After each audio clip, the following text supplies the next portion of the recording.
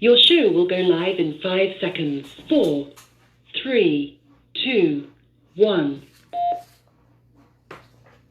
Blog Talk Radio.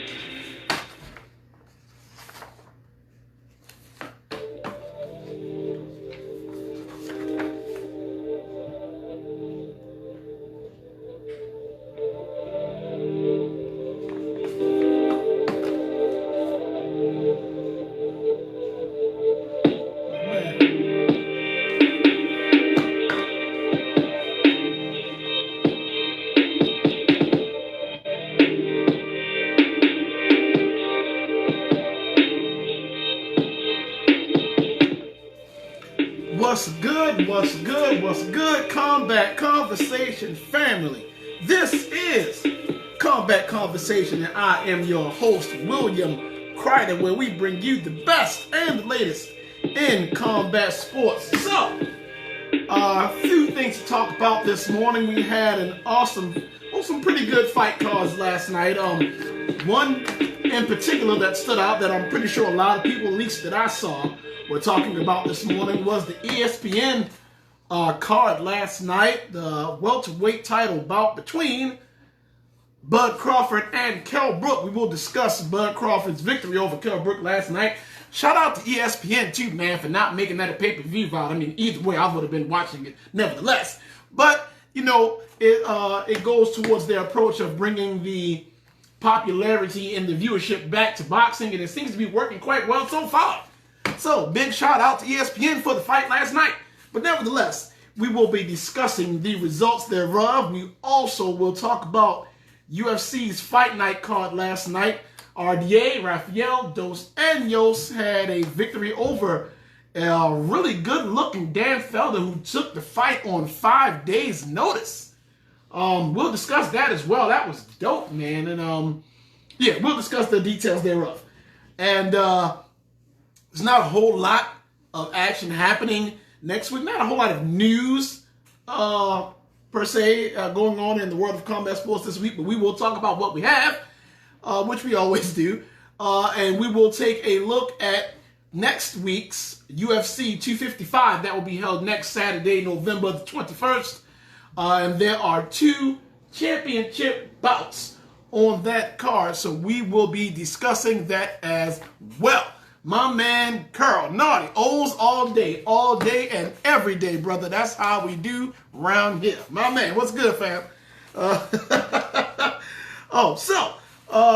Starting the show, discussing last night's card. The Terrence Bud Crawford versus Kell Brook.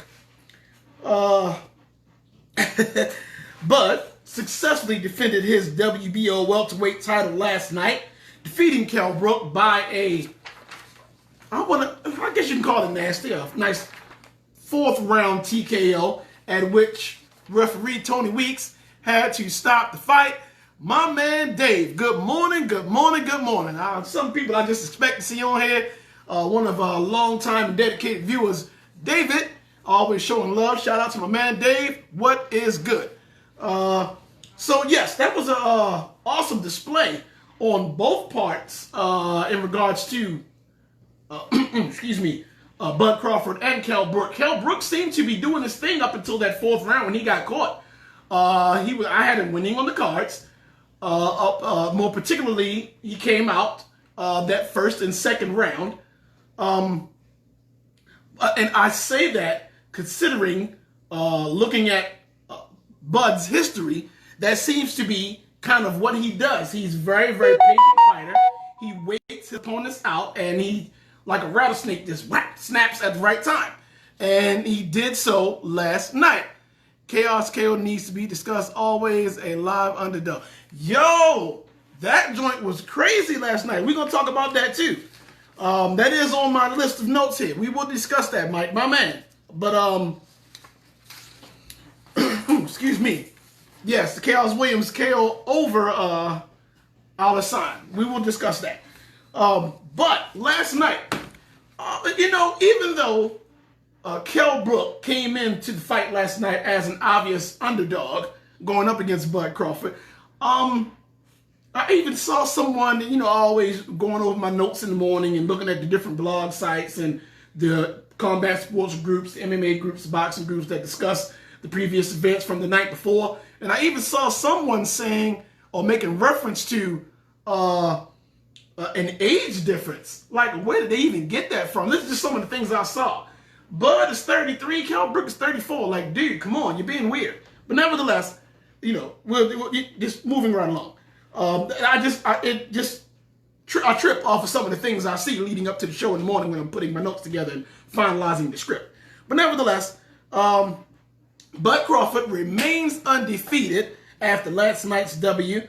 I want to say around the 115 mark of that fourth round, after Crawford being patient throughout those first 3 rounds and letting Kell Brook do his thing. And even seeing how I had even that more particularly, that first and second round going to Kell. Bud picked up the pace a little bit more in the third. The first assault, when he got that first knockdown in the fourth, I thought there was a chance that Weeks might have stopped the fight then, but he didn't. He allowed Kell a chance to go out on his shield, so to speak. And then when he came back to, Bud gave him pretty much more of the same.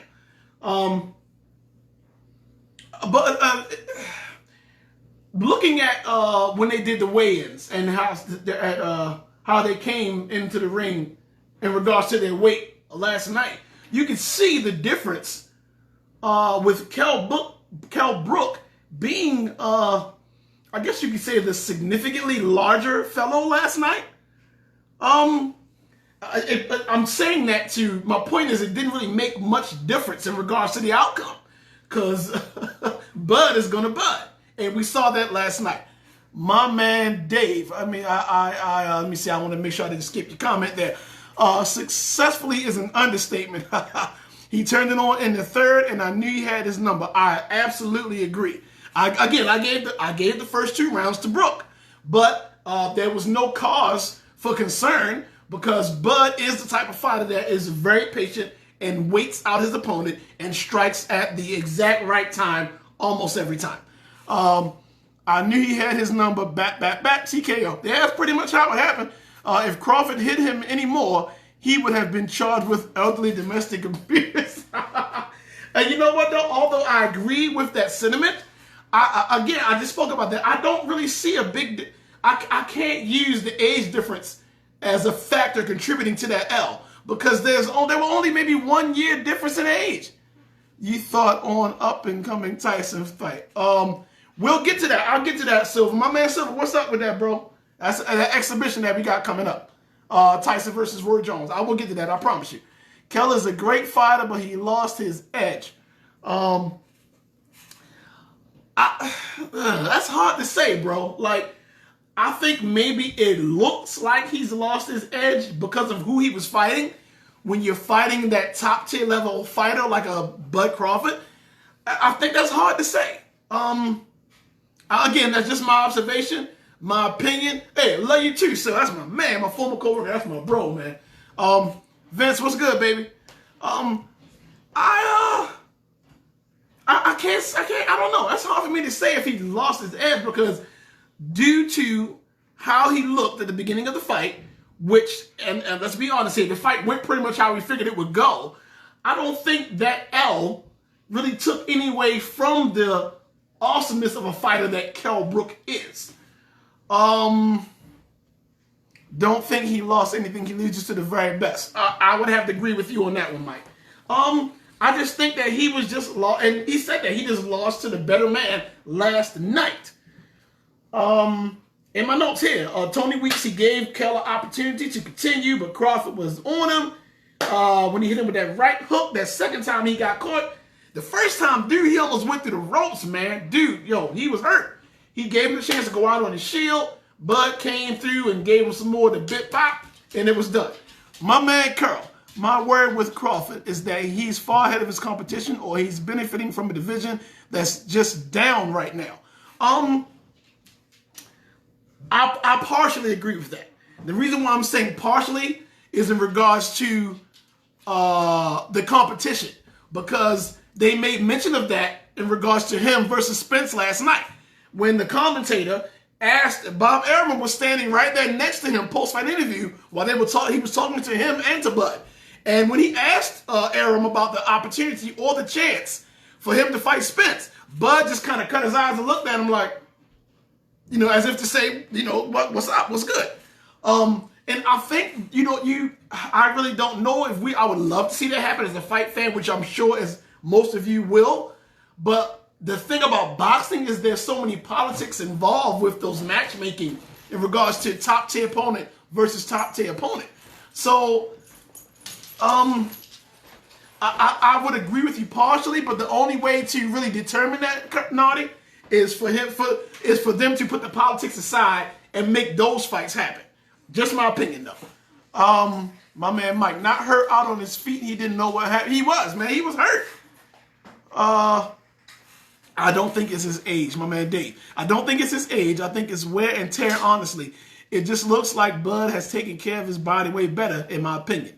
Some boxers just show their wars when going up against the best.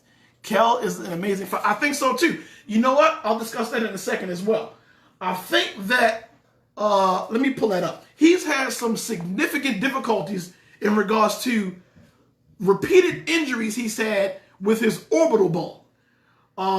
And when he caught a nice eye jammy last night, Kell Brook did. So I would like to believe that could have been a contributing factor to the outcome. And I'm not saying that as an excuse. I'm just saying that as, in regards to the wear and tear that you're speaking of.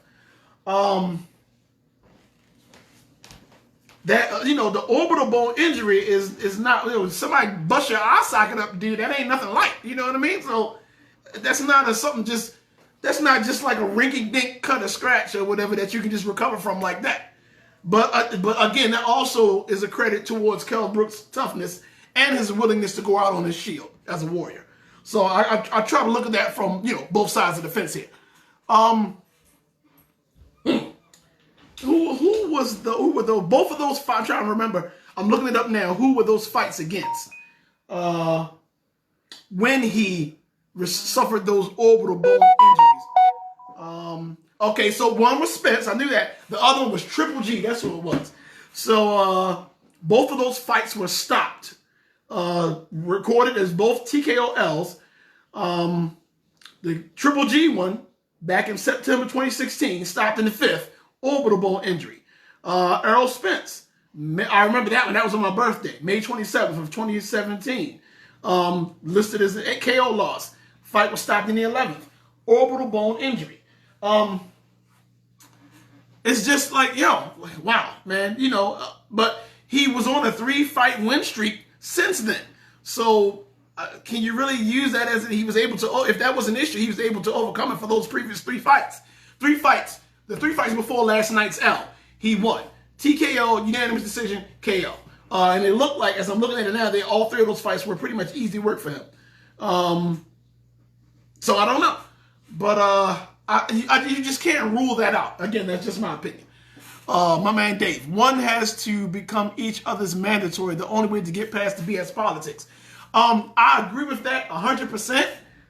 But when you have the promoters like the Arums and the stuff like that, it's hard to get, always follow the money, man. The money is what's making it difficult for them to get past that. When you have the negotiations of who's going to be the A fighter, who's going to be the big fighter, who's going to get the biggest chunk of the purse, and when you involve those type of things, those type of politics, it sucks for us as the fans because it'll lead to the negotiations falling apart, and we'll never get to see the fight. That's the effed up part about it. But it is what it is. That's the reality. My man Mike. Canelo still pound for pound best active boxer. In my opinion right now, it's between Canelo and Bud. I'm kind of torn. I have to be honest in saying I'm leaning a little more towards Canelo right now. But it has to be one of the two. And Canelo is going to, it looks like, he'll be able to put that more on display now that he's a free agent. We talked about that last week's show. Last Sunday we discussed how how Canelo is a free agent now because of the lawsuit that he has up against Oscar De La Hoya and Golden Boy and Dazn Boxing. Because of the lawsuit, he's suing them for wages and I think fights that were supposed to be scheduled. But nevertheless, his contract with them is now null and void. So he's a free agent. He's pretty much taking the Mayweather route now. And it looks as if he has, what was his, I have to look up again, what his next fight is he has scheduled. But I honestly believe that he'll make out better going the free agent route. Only time will tell for sure, obviously. But I just think he will. And he's at the status now, referring to Canelo, whereas though that people will pay the big money to want to see him fight, especially if he's fighting other top tier fighters, and he doesn't have the politics of promotion getting in the way of those things happening. Like in his case, which would have been allegedly Oscar De La Hoya. So again, only time will tell. My man Mike. Exactly. Politics ruining the sport. It used to be best versus best. Now is protect my fighter. With the newer generation and the newer class of fighters, it looks, again, I gotta put this out, just my opinion. It looks as if that is kind of slowly going away from that, going back towards the best of the best. It looks like it's still a lot of work to do though. But that's the era I grew up in, man. I'm about to be 45 years old. I grew up, I was a huge Marvelous Marvin Hagler fan, watching the fights with my dad. My dad was a big Sugar Ray fan, Tommy Hearns fan. That's the era I grew up in, man. Two the best dudes, throw the gloves on, get it on. As time progressed and purses got bigger and promoters and promotions got more involved, you have where we are now. And, I think we discussed that, was it last week or the previous week before, where there was a lot of controversy in regards to that, the politics and the cats throwing fights and money purses involved and gambling and dudes betting on fights and the mafia. There was a whole era of boxing that had that mixed in the pot. And I'm just glad to see that they're slowly getting away from that. My man Mike, I respect Canelo because the man is taking risks. No easy fights, pushing weight and willing. His fight with Triple G made that evident. I totally agree. Are the rumors true that Canelo versus Caleb Plant? Last I saw, let me see if I can do some real quick on the spot research on that. But last I saw, Dave, yes, that was true. Yeah, my man Silver. Yeah, me and you about close to the same age, so I know you know what I'm talking about from that era. But yes, the last report that I saw, Dave, I'm about to see what I can find. But the last report that I saw was they were in positive negotiations in regards to the Canelo versus Caleb Plant. So I don't know. Let me see what I can find here. Okay, so the most recent one I see here from Bad Left Hook says Canelo versus Caleb Plant not confirmed, but positive negotiations and has box office intrigue. 7 days ago from Boxing News 24, Canelo Alvarez versus Caleb Plant being finalized for the possibility of December. Then another one from Boxing 24 4 days ago, Caleb Plant versus Canelo Alvarez, versus Caleb Plant appears to be dead for December. This also came from Boxing News 24, which from my understanding and my history of reading their articles and researching from their information, for the most part is a reliable source. So let's hope, let's see if we can have a chance of getting that to happen. The other one we want to see happen is obviously Spence versus Brook. We do have on December 5th, Spence versus Danny Garcia.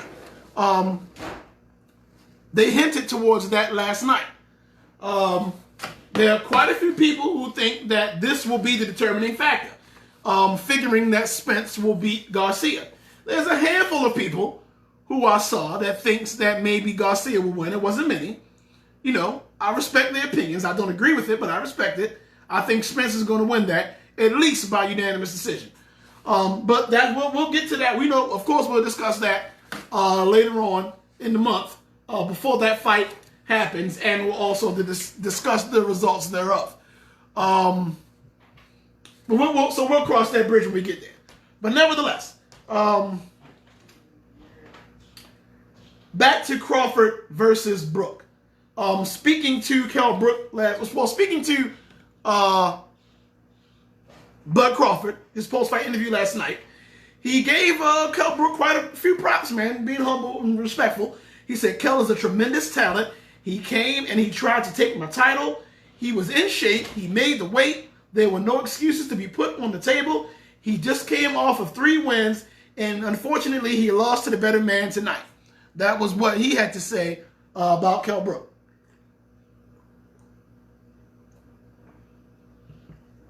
He was very humble in his W, very classy. Bud Crawford was, which in most cases he is. I only see him pop off a handful of times. In most cases, I've seen him be, humble and respectful in his Ws.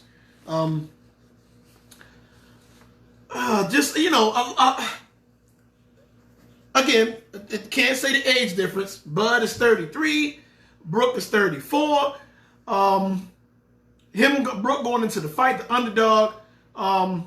And just the narrative that, for the most part, from what I saw, was just, him trying to use the advantage of being the larger fighter going into the fight. And, of course, again, he even said it. He was in shape. Even Bud said Brook was in really good shape. It just didn't matter. It didn't matter. That factor was not involved in his attempting to... it was involved, but it just really didn't make much difference. Let me say that. And he just wasn't able to withstand the smoke from Bud, man. He just wasn't. My man Mike. Spence doesn't seem the same after the accident. His motor function seemed off, slurred speech, I don't know. That's something else that is concerning me. And again, we will discuss that fight a lot more in depth, pre-fight and post-fight, discussing the results thereof. But I have to be honest in that with my concern with his accident, man, he had a real nasty, for those of you who haven't seen the video, a very, very nasty automobile accident where he was driving. He was in a drop too, man. I can't forget what kind of sports car it was, but somewhere down there in Texas, he flipped that car over about 11 times, man. And he was hurt bad. And I'm sure because he is a profound athlete and his training regimen and his body's ability to heal, he has recovered quite nicely. It's left to determine whether or not he's at 100% or whether or not he'll be at 100% when fight time comes around in December. But him fighting Danny Swift Garcia, if he is not at 100%, I have to be honest saying that injury, it concerns me, man. I didn't really see much of the slur speech. It did seem like his motor functions weren't back to a total grip. To me, I didn't really see a lot of the slur speech. I only saw that, I guess, when he first decided, to try to do an interview post-accident. But I did notice, it didn't seem like that his motor functions, I guess, were all the way back to 100%, if that's the thing. Well, it's going to have to be a thing if he wants to fight someone on the level of Danny Swift Garcia. I don't know. But, nevertheless, as of right now, that fight is on. And Spence isn't using that as an excuse. He doesn't seem to be making any type of excuses in regards to the accident or his ability to fight. Fight is still on, so we will see that fight as of right now on December 5th, Danny Swift Garcia versus Earl Spence Jr.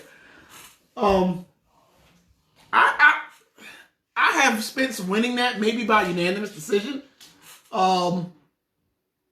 See, I don't know. The fight will tell us whether or not, unfortunately, whether or not he's back to 100%.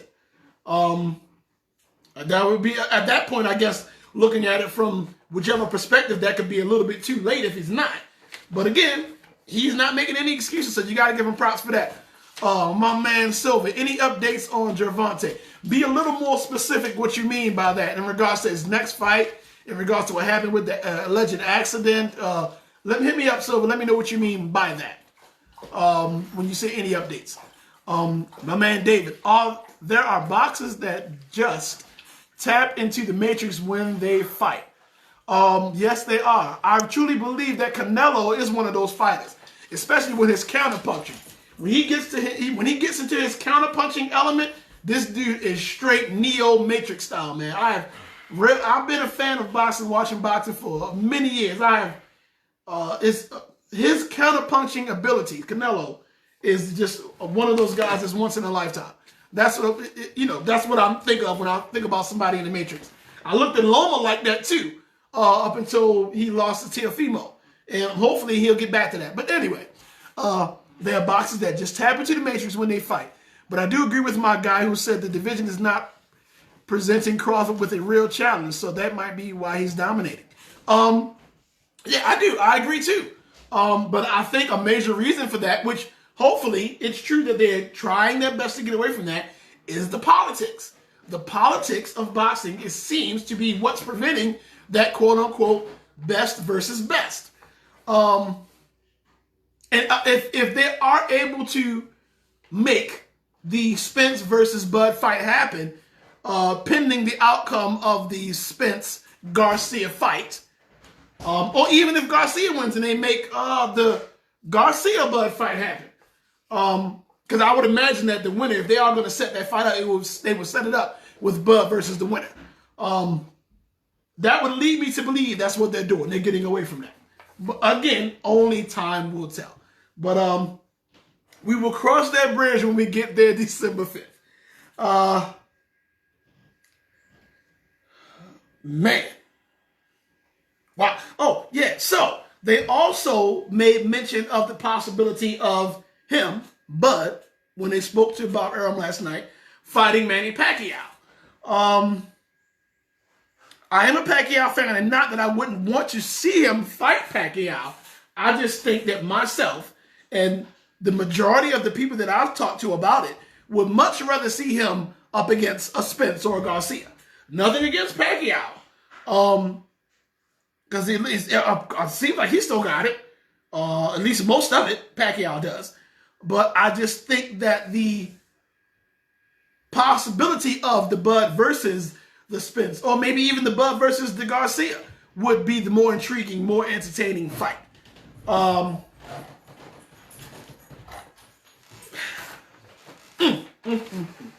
You never know, man. Looking at the CompuBox numbers from the fight last night, you had Bud that landed 36 out of 111 punches, and my man said 90-night Pac-Man. I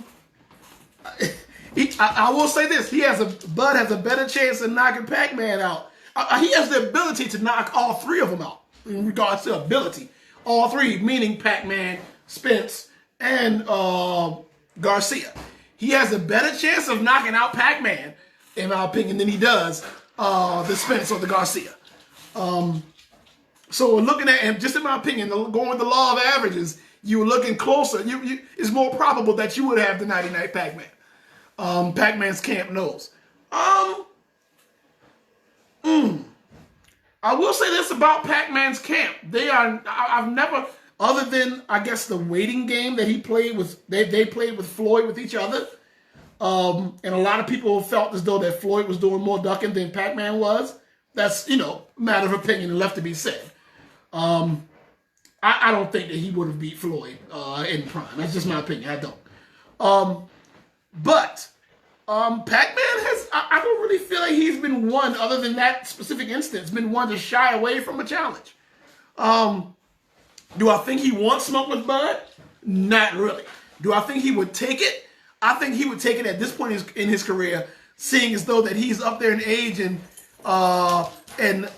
not having anything to lose at this point. Not having as much to, let me not say anything, let me correct that. Not having as much to lose. My man Naughty, way more ducking. Yeah, he did. They said he wasn't big enough. Name about 3 years ago. it's BS. I'm sorry. They said he wasn't a big enough name about 3 years ago. It's BS. The man was headlining his own card. Are you referring to Pac-Man, Pacquiao? If you're talking about Pacquiao, then I would have to agree. Then I don't know, but Pacquiao was a draw though, man. That's tough to say, Mike.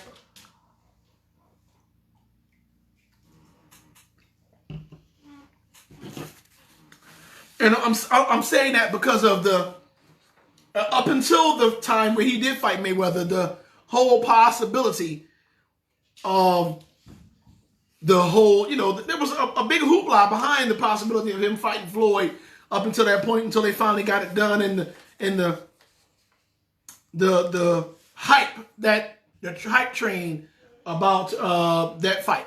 Oh, I see you. I'm sorry. Pac-Man said that about Crawford. Oh, snap. Now that I did not know. Wow. I would disagree with him. I would disagree with him. I would agree with you. I would have to disagree with Pat. Yeah, Bud been a name since far back. I want to say at least for the past 6 or 7 years, man. Like, come on, man. Yeah. No, I can't agree with that. I can't agree with that. I'm with you on that one, Mike. That is definitely BS. Yeah, man, Bud been in the forefront for, I want to say it might have been, look, I can go back and look it up, look at his resume. But I want to say at least 6 or 7 years, man. That's bull. I'm actually Gamboa. Gamboa just lost last week to, Haney. Yeah, Gamboa, he looked bad against Haney. Now, when earlier in the show, when we were talking about age difference, now I think they're referring to a fighter like Gamboa, then age difference would come into play because Gamboa was like, 41, 42, something like that? Because they made mention of that with him fighting Haney, because Haney's a young bull. Haney's like, 21, 20, he's early 20s. I know he maybe 22, somewhere 21, somewhere in that age range. They made mention of that last week. Yeah, since Bud beat him, he had the spotlight. You're absolutely right. Yes, he did. Man.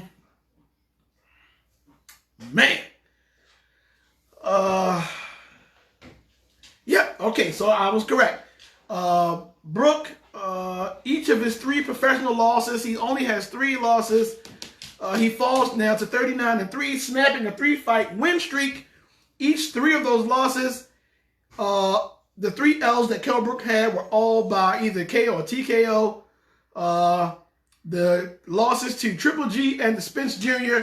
back in 2016 and 2017, both of those fights were stopped because of the broken orbital bone. So there you have it.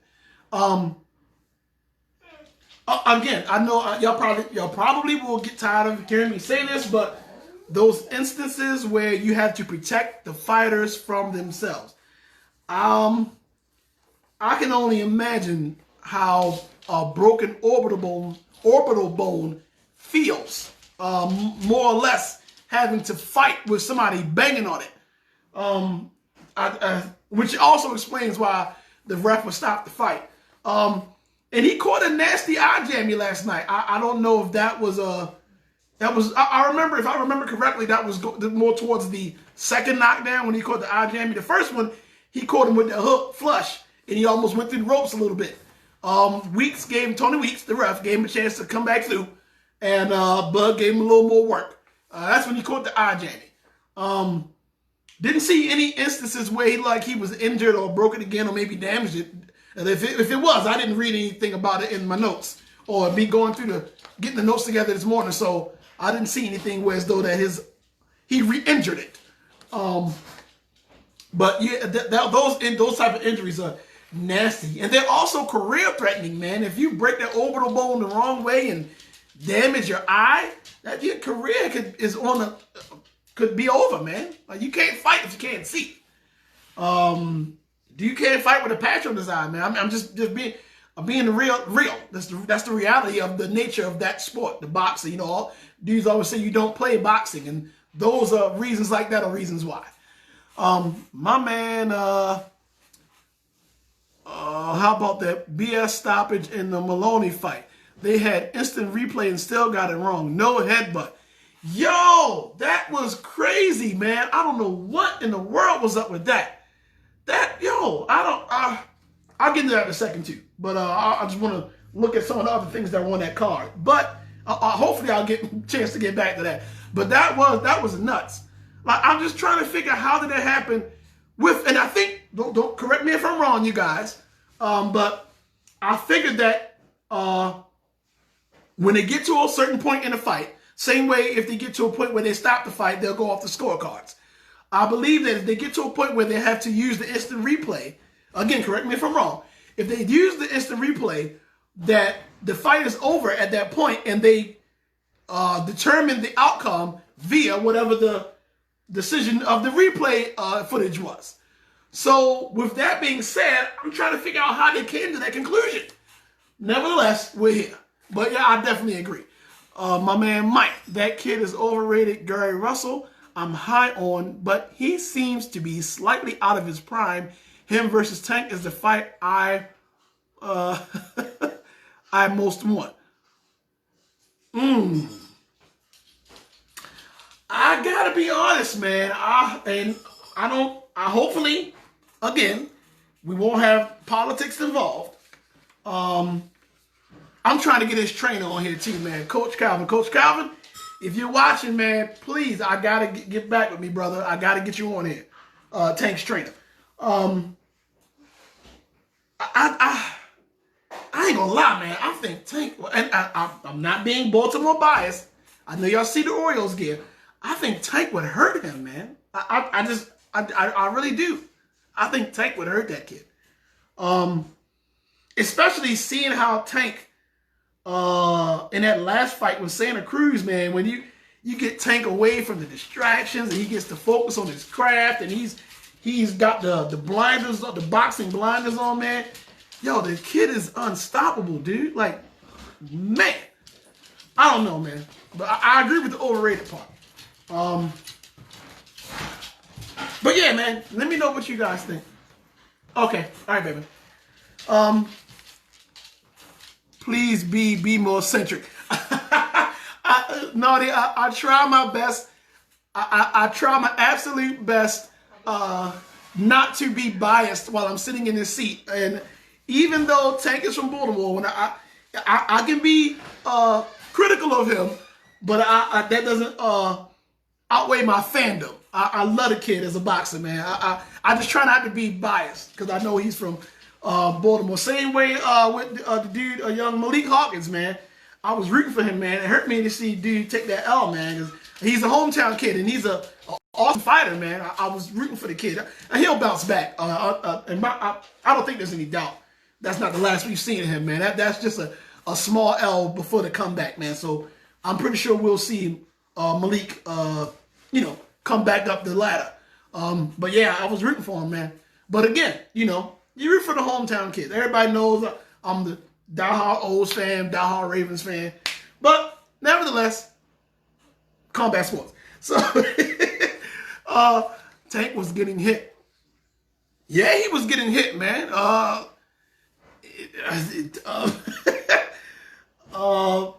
Santa Cruz was peppering him up quite a bit. But how that worked out for him, man. But that goes to show all Tank needs is that one shot, man. The punching power is ridiculous.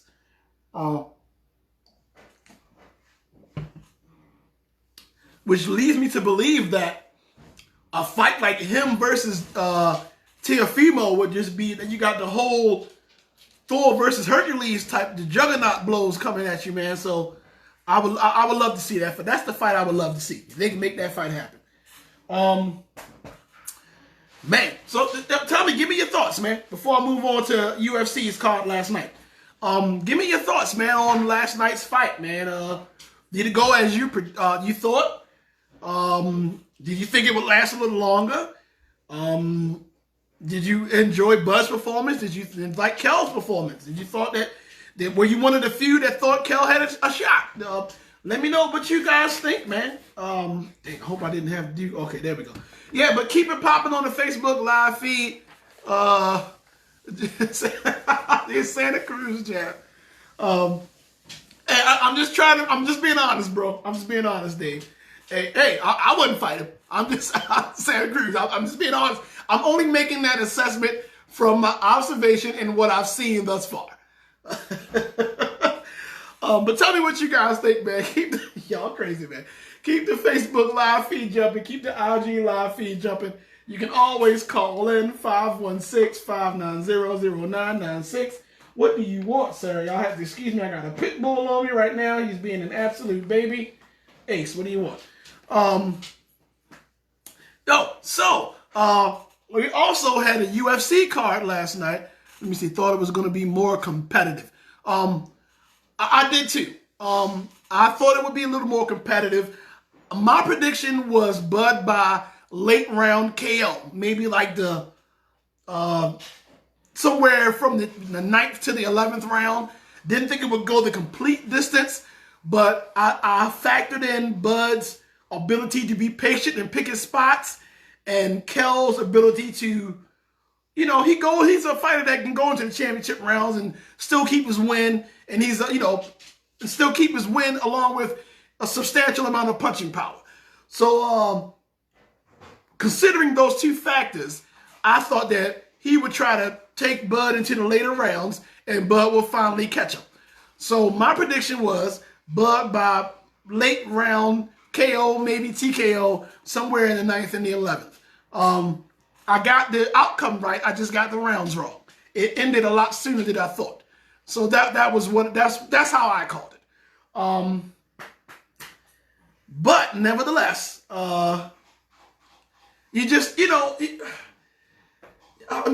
got to ask yourself, like, what would you expect with a fighter like a Bud Crawford? Like, Kel is a top tier. Kel Brook. Don't get me wrong. Do not get it twisted.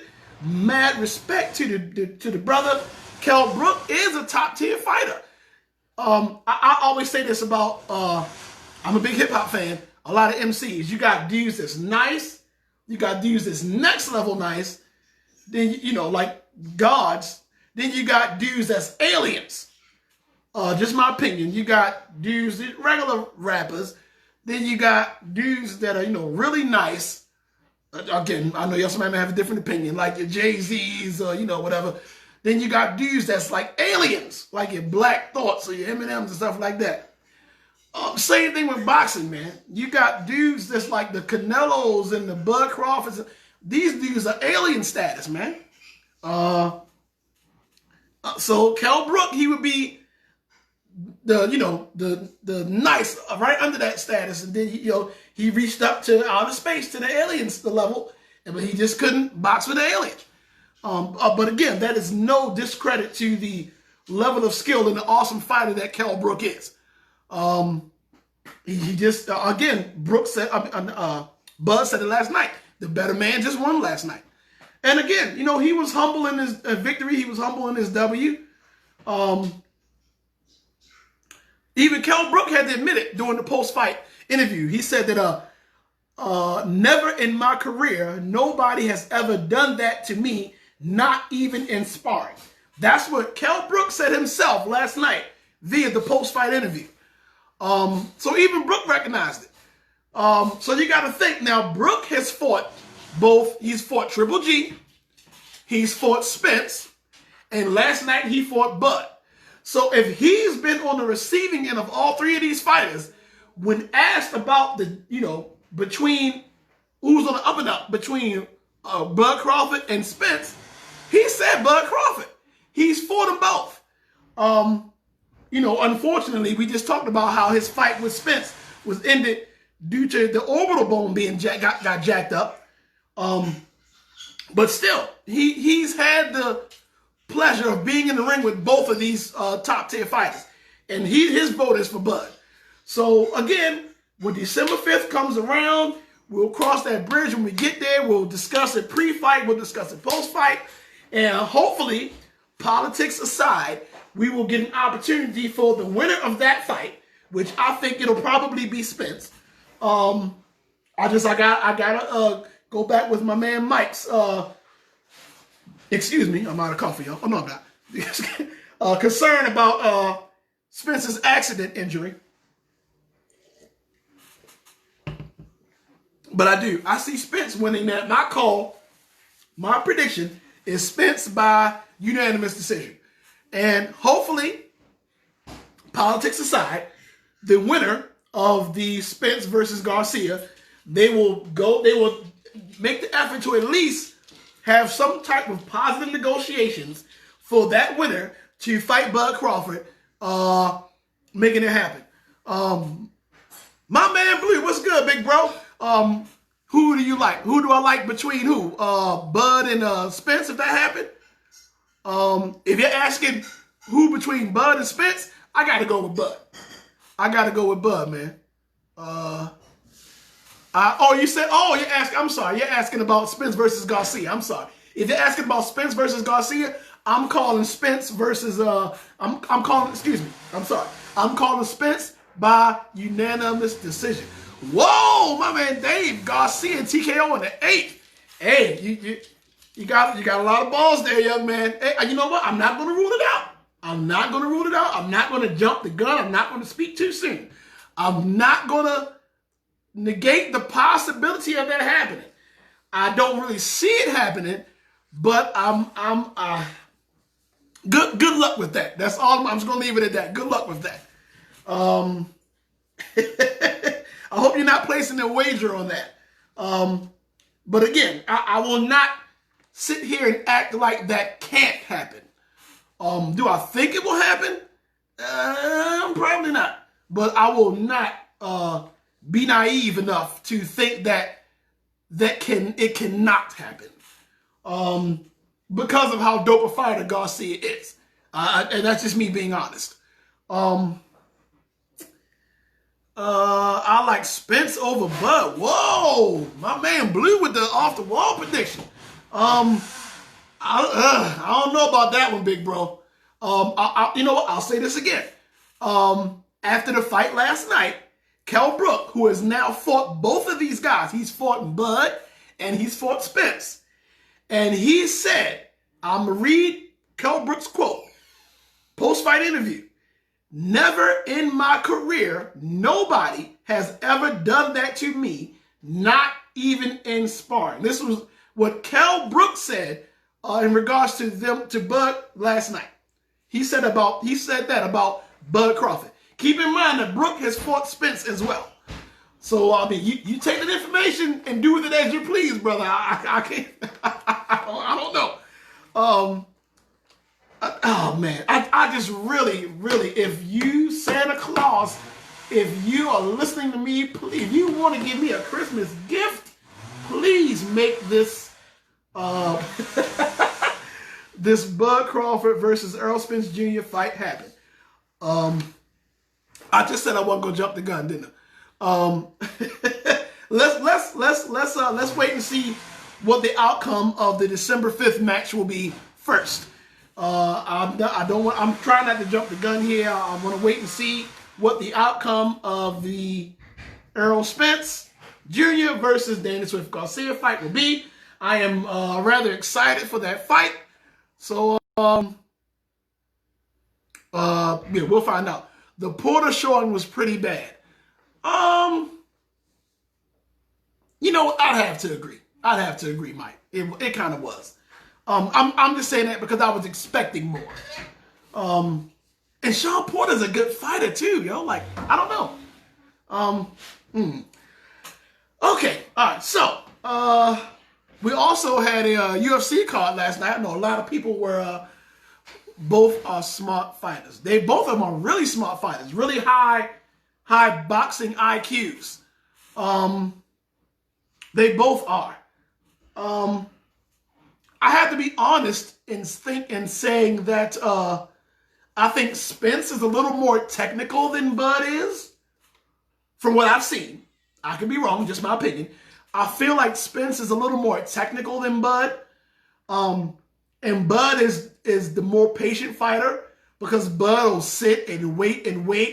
And he'll wait to the point where it looks like he's losing the fight. And a lot of times, or quite a few times, he will be losing on the cards. And that's because he's waiting for just the right time to strike. And for whatever reason, I don't know how he does it, he always knows when is the right time to strike. And he strike right then and pop. The next thing you know, dude is on his back. I don't know how he does it, but he does it every time. So that's a hard one to call, big bro. I definitely hear what you're saying, Blue. I do. I promise you. But that's a tough one, man. But if I have to choose, I'm going with again. I'm jumping the gun again. I'm gonna choose Bud. I'm gonna say Bud over Spence. Oh man. Hey, thank you, Silver. You be blessed too, bro. We gotta link up too, man. Yeah. But yeah, so again, before we forget about the UFC even had a card, everybody was stoked for the Bud Crawford and the Brook fight. Rightfully so. Timing. Yes, definitely timing. He always seems to get it right though, man. That's amazing. That's just a credit to how awesome a fighter he is. He always seems to get it right. UFC card last night, we had RDA, Rafael dos Anjos versus Dan Felder. Now, this is the thing with this card. For those of you who were listening last week and are keeping track with the world of MMA and the news thereof, you know that originally Rafael dos Anjos, was supposed to fight last night Islam Makhachev. But Islam Makhachev had to pull out due to an undisclosed illness. I'm saying undisclosed because I haven't seen anything. I've been looking in regards to, unless I've missed it, what the illness was. But for whatever reason, he fell sick and had to pull out of the fight. So the commentator, the UFC commentator, who was a pretty awesome fighter himself, you'd know that if you watched the fight last night, Dan Felder took this fight on 5 days' notice. That in itself is a feat, being able to take a fight on it was just 5 days to prepare. One of the things that I noticed, or that was said about Dan Felder, is I was wondering, how was he able to stay in such great shape and be prepared on 5 days' notice? It turns out that he does triathlete training. So when he's not in the UFC booth, commentating on the fights, he does a lot of triathlete training and a lot of bag work, which allows him apparently to stay in tip-top shape. And he looked like it last night. He did. So the former UFC lightweight champion, he's returned to lightweight, moved back down to 155 pound. He made a run at welterweight. Wasn't really successful. It was 4-4. That's a 50-50. But he still was, okay. He feels more comfortable at lightweight, which it looks like he did last night. So he moved back down to 155. And at 36, I have to admit that he looked good for his age as well. RDA did. Man, I was a little surprised at the judges because although Felder looked good, I felt like it was a dominant performance by Dos Anjos. And when the fight was over, I had Dos Anjos winning, albeit by a slim margin. I had Dos Anjos winning by unanimous decision. And one of the judges gave Felder the fight. And when they read that first scorecard, which gave Felder the win, even he looked surprised. He was like, But a big shout out to Dan Felder, man, because for him to take a fight on 5 days' notice, and to look that good, and now after seeing what type of training he does, we all know why, was an awesome feat in itself. Let me see what we got here. My man Dave, on 5 days notice,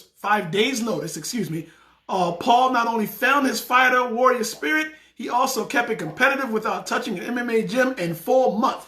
Dude, that is awesome. That is awesome. I have no idea how he did that. But nevertheless, he looked good doing it. Felder is a huge lightweight. He is kind of on the larger side of lightweights. Even that, I'm sure he doesn't walk around at 155. But for him to make weight and look as good as he did, and I'm saying that considering the limited amount of time he had to prepare. Like, dude, that's freakish almost. But he did it. An RDA, extremely undersized welterweight, which is why he probably feels more comfortable fighting at lightweight. Absolutely. It was that one judge was on crack. I don't know what she was thinking about. He or she was thinking about. I can't remember the judge's name, so I don't remember if it was a he or a she. All I remember is Felder's face when they announced that first card and they gave him the win. He was like, okay. like he's not going to turn it down. But he pretty much knew. And he was okay with it. They both were. You can tell by the amount of respect that they showed each other post-fight. Since we're on that subject, I got to give RDA props too for being able to adjust his game plan. Because originally, he was supposed to fight Islam Makhachev, who is a awesome wrestler. He's a ground grappler. He's a world champion Sambo guy. He trains with Khabib. He's a former pupil of Khabib's dad that passed away, Abdulmanap. So this guy's ground game is sick. So for months and months and months, I'm sure Dos Anjos was training to fight a guy with an awesome ground game. So all of a sudden, maybe roughly a week before the fight, you have to readjust your game plan and change your game plan if that's what you're going to do, to now fight a guy who's an awesome striker in Felder. So I got to give RDA props to be able to do that as well.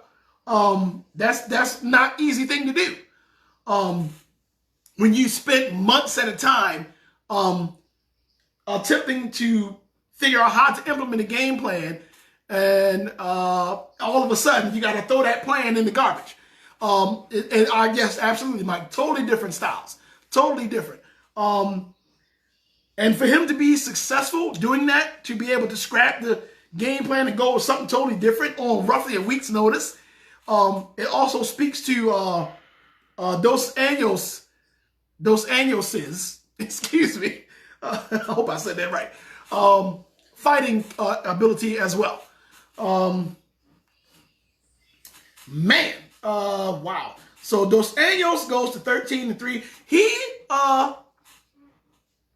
made a good point post-fight. Dos Anjos did, in regard to calling out McGregor. And he didn't do it disrespectfully or, talking smack to McGregor. He made reference to the title in regard to him and McGregor being the only true champions. True champions meaning not interim, because we've had a lot of interim, let me pull up these rankings here, a lot of interim champions in that division. So when he made reference to the lightweight division, the only people who have actually held the physical, I'm trying to be careful to not say real, belt were him and Conor. So now, and he left and did his stint up at welterweight, was a 50-50, was 4-4, he was semi-successful, saw that he's more comfortable at lightweight, went back down. And now, of course, when Wednesday/Thursday, whichever day they decide to adjust their ranking structure, you're going to see the difference now, because they still have Khabib listed as the champion.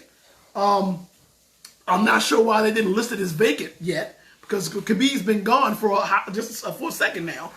You have Gaeth G at 1, Poirier at 2, Tony Ferg at 3, McGregor at 4. So now I'm wondering where they're going to place RDA, because he was listed as 12 in the welterweight, but he's back down in lightweight now.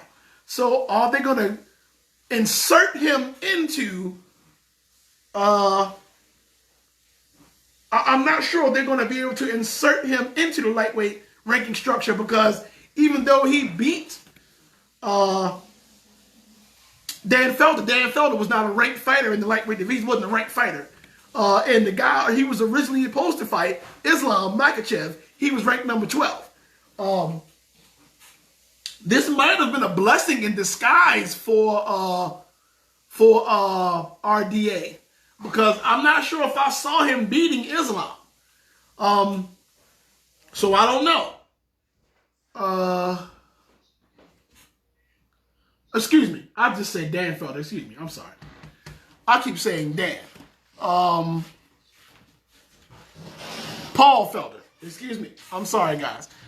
What the hell is my... Yeah. So Paul Felder is ranked number 7. What the hell did I think about saying Dan Felder?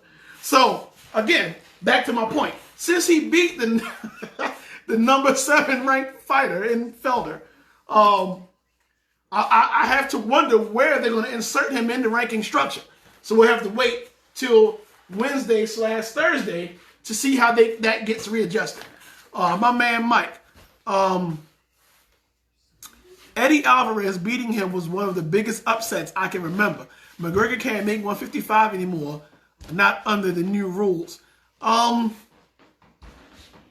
So your first point, I agree with both of them. I think Alvarez was one of the biggest upsets that was a shocker.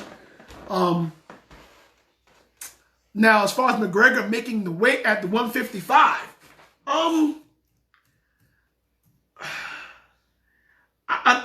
although I agree with that point, I don't see him moving up to welterweight. I think if McGregor moved up to welterweight, looking at how stacked the welterweight division is, I can't really see how much success that he would have, unless you're referring to him moving down. Is he going to move down to featherweight? When you got dudes like the Max Holloway and the T-City Ortega and the, I don't know. Like I just feel like he would be more comfortable at featherweight. He's huge. He was already a big 155. I agree. But then again, you just said it yourself. Felder, Paul Felder was a larger. He's a larger lightweight, and he looked good last night. And hell no, he can't. No, he's not going down to no 145. That's not going to happen. But I mean, that would be his only two options: to move up to welterweight, which would be the more feasible option, in contrast to him moving down to featherweight, which we both know is probably not going to happen. Yeah, I need a haircut. I don't know. Like,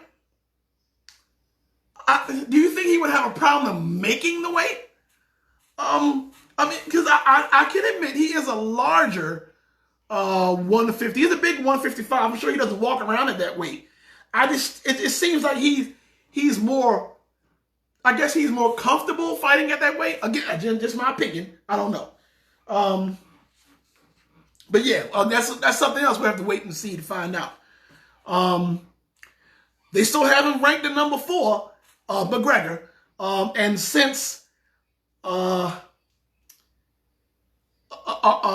Anjos beat the number 7, I have to laugh. I keep saying, I said Dan Felder like 10 times.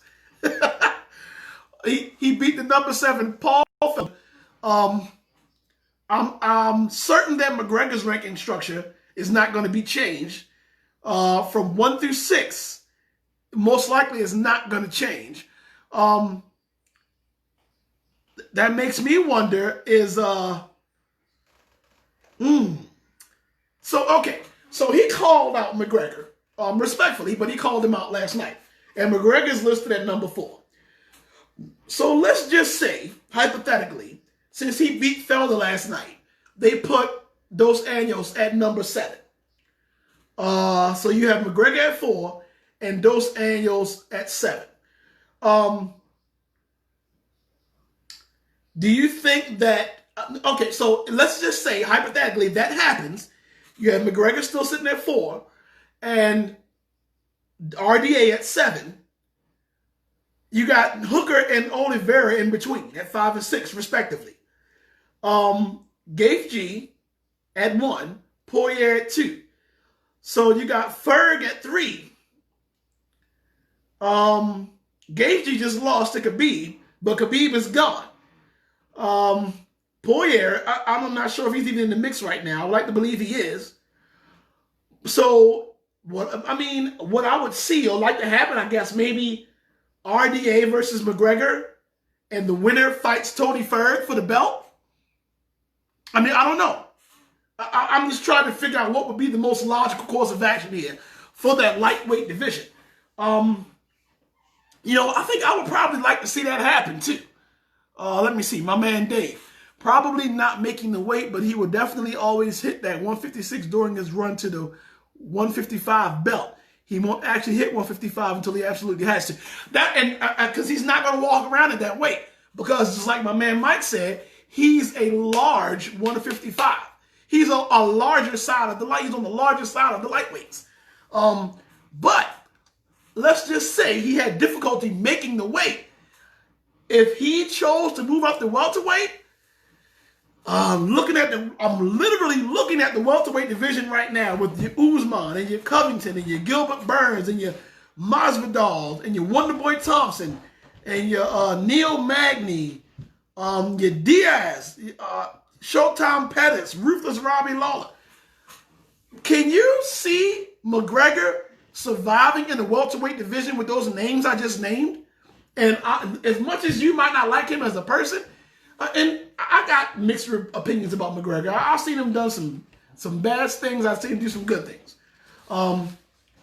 He just donated a dropped a big bag on some children's charity too, man. He dropped 2 bags. I forgot which fighter was it. I'm gonna see if I can find it. Look it up. He dropped 2 bags. He dropped one big bag on one of the fighters that he's trying to fight, their children's organization, and he said he's going to match it to drop a bag on the one he has over in Ireland. So, McGregor's not all bad, y'all. But nevertheless, regarding him in the octagon, I don't see him surviving that welterweight division, man. Not for long. Of course, it all depends on who he for Dustin. That's who it was. Dustin per organization. That's who it was. Thank you, Dave. So he said he's going to drop a bag on Dustin's organization, and he's going to match it to drop one on his own. Whatever he donates to Dustin's, he's going to donate to his own as well. So shout out to McGregor, man, for looking out for the kids, man. That's pretty dope, actually. Kids is my weakness, man. That's just me. But I don't know, man. But thinking about last night, the performance awesome performance by both fighters, by Paul. I said Paul this time. Paul Felder. And RDA, Rafael Dos Anjos.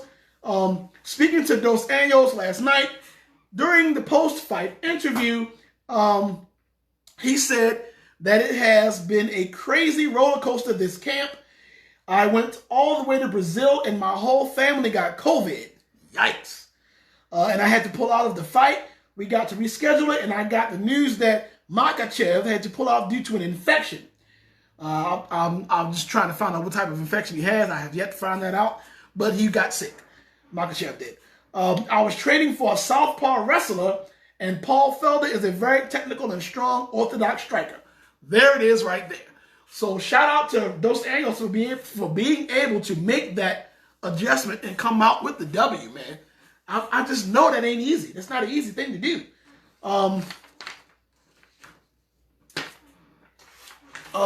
Speaking about Felder, it said that he had a weigh-in scare in his camp because he was forced to shed an extreme amount of weight in a matter of days, but he got it off. And because of that, he was able to secure the fight. But he took that fight on 5 days' notice, dude. Like, really? He said, I cut 22 pounds in 1 week. Yikes. Thursday night was one of the darkest nights of my life cutting that weight.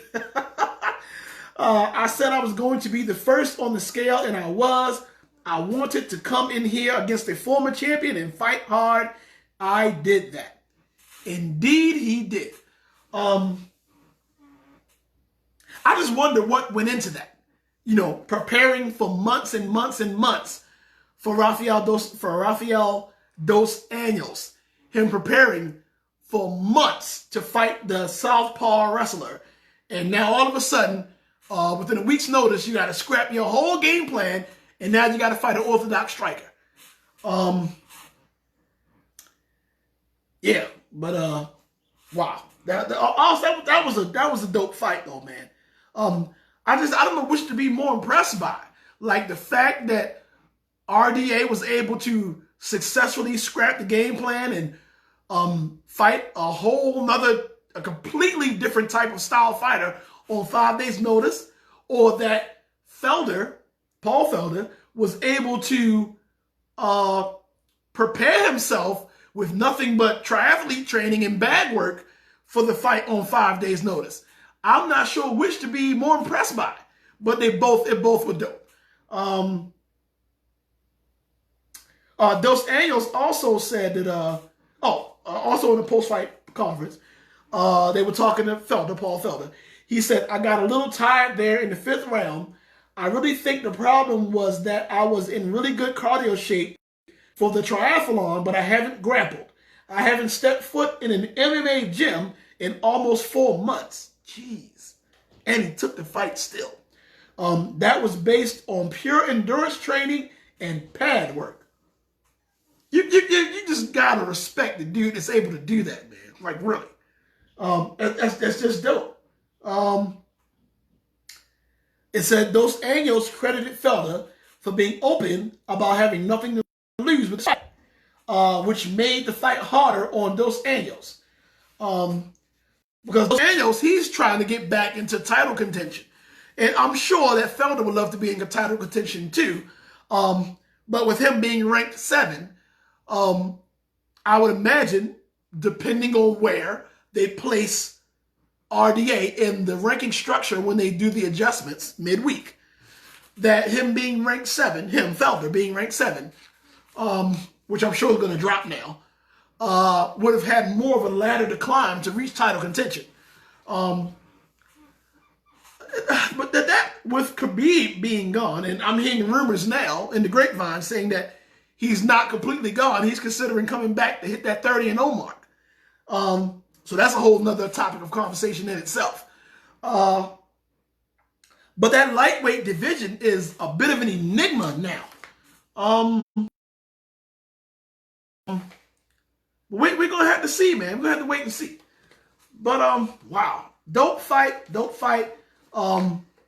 I was impressed at the preparation of both fighters. Just one switching the game plan at the last minute, and one being able to take the fight at the last minute. So shout out to both fighters for putting on a definite show last night. Yeah, but that one, that first scorecard had me a little perplexed, man. I'm not sure what that initial judge was thinking, man. Even though it was an awesome performance by both fighters, I really feel like that it was more of a dominant performance by Dos Anjos, which I thought would have given him the unanimous decision win. Apparently, the judge, whose opinion matters more than mine, felt differently. And even to Felder's surprise, when he heard his name mentioned as the winner on that first scorecard, his look on his face was priceless, man. He was like, I'll take it. Because he even knew. But that was a dope, man. Much respect exchanged between both fighters post-fight. And although Felder took that L, I really do not believe that that's the last we've seen of Felder in the octagon. But obviously, pending some tragedy happening, he's really good behind the booth, behind the microphone. So when he decides to hang up his glove, so to speak, he already has a job lined up. So I don't think Felder has any worries right now. Let me see. How about those two prospect ladies? Hansen and McKenna. What a scrap. You know what? With me going back and forth and taking notes, I have to be honest in saying that I didn't see that fight in its totality. I just saw bits and pieces and the clips of it. It looked like it was pretty awesome. I'm going to go back. I didn't have time to go back and research the highlights that like I usually do in the morning to see if I missed anything. I promise I will look into that. I have to be honest, I didn't see that fight as much as I would like to speak on it. So I'm going to go back and look at that. But that Chaos Williams KO of Abdul Razak Al-San, man, yo, I don't know, like if that was quite nasty, man. I'm not sure what was going on with that one, but oh boy, man. Also on that card, we had Ashley Yoder. She beat Miranda Granger by decision. We had live. There we go. Yeah. Yep, we were just talking about it, man. McKenna beat Kay Hansen by decision. Okay, so now it picks. There we go. Wow. Oh, yeah, 30 seconds. What a punch. The MMA gods wanted and soul, and they took Abdul's. Yeah, his soul definitely got required last night. Like, that's one of those joints where you blink too many times and you'll miss it. Like, what just happened? That joint was nasty, though, man. Wow. Keep an eye on that kid, man. So, real quick, before we close out, I got to give a shout out to one of my sponsors, the Lewis Financial Group with Russell G. Lewis. He is an authorized agent with Progressive Insurance. This is an agency with the honesty and integrity that comes with a handshake. They represent a plethora of insurance carriers and financial services companies, including Progressive, as well as other carriers such as Foremost, Haggerty, American Collectors, Aetna, Assurant, Bankers Group, Universal Property and Casualty, Selective Flood, Ameriplan, Legal Shield, Transamerica, Nationwide, Victorian, College Funding Solutions, Alliance, Access Insurance, and much, much more. He's licensed in multiple states, including here in Maryland, in Delaware, Pennsylvania, Virginia, Arizona, South Carolina, Georgia, Florida, and Texas, so that you can get the help that you need across the USA. You get the best of these major carriers and the expertise that comes with the Lewis Financial Group representing them. You can see more of what they do by visiting them online at www.lewisfinancialgroup.net.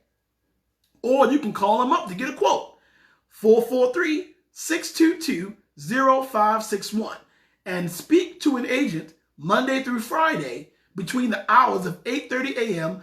and 6 p.m. They're also available on Saturdays from 9 a.m. to 4 p.m. Once again, that's the Lewis Financial Group with Russell G. Lewis, www.lewisfinancialgroup.net, or call them up, 443-622-0561. Hit them up for all your financial and insurance needs. Okay, so not a whole lot happening next week, but it's enough for us to talk about. Not much happening on the boxing front, but UFC 255 will take place next Saturday, the 21st of November. We have 2 championship bouts on that card. Excuse me. We have a flyweight title bout between the champion, Davison Figueiredo. He will be fighting and defending his flyweight title versus the number 4 ranked Alex Perez. So the champ Figueiredo is 19-1, and he's on a 4-fight win streak. He hasn't lost since he lost to Jacier Formiga by unanimous decision back in March of last year, March of 2019. Excuse me. He won the title, the flyweight title, in July after beating Joseph Benavidez for the second time. And winning the title that was vacated by Henry Cejudo. I know you guys remember Henry Cejudo won the title, beating Benavidez, and then he pretty much retired after that. So this will be Figueiredo's first title defense. So Perez, he's 24-5. He's won 3 in a row. He has won 3 in a row. And No, let me see. Michael Chandler. Dustin has to beat a bad boy in Hooker. No Michael Chandler love. Yeah, let me see. Felder beat Pettis on heart alone. Yep, I think it's packed on muscle. Let me see. We really don't. Oh, I'm sorry. Shevchenko is going to catch another body. RIP, man. I'm going to get to that in a second. The Shevchenko fight. Yep, think he's packed on muscle. He towered over Alvarez when he won the belt. Yeah, he did. He absolutely did. Felder beat Pettis on heart alone. Robbie is washed, and Pettis is a blown-up 55. Everything else at welterweight kills the leprechaun. No Michael Chandler love, different divisions. Chandler. Dustin has to be beat by a bad boy in Hooker. I would most definitely agree.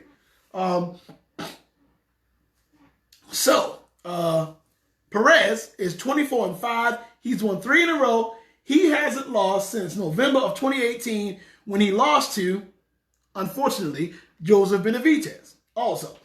I don't know about that. I really think he's going to win this fight, but Perez is kind of an enigma. You never know which Perez is going to show up, but I don't know. I see Figueiredo winning this by unanimous decision. Successful defense of the belt. We'll find out. Also, we have, that's my man Dave, the champ, Shevchenko, Valentina Shevchenko. She is fighting and defending her women's flyweight title versus number 3 ranked Jennifer Maia. The champ, Shevchenko, has won 5 in a row, and she has successfully defended her title, 3 times. She will be taking on Jennifer Maia, who sits at 18-6, who unfortunately seems to have been having quite a problem making weight in 2 of her last 3 fights. So hopefully that won't be a problem for this fight, but I don't see her being able to touch Shevchenko at all. I got to agree with you, Dave. RP Miss Maia. I don't think this fight is going to end well at all for her. I see Shevchenko winning by first, maybe second round KO, TKO. We also have on this card a welterweight bout, Platinum Mike Perry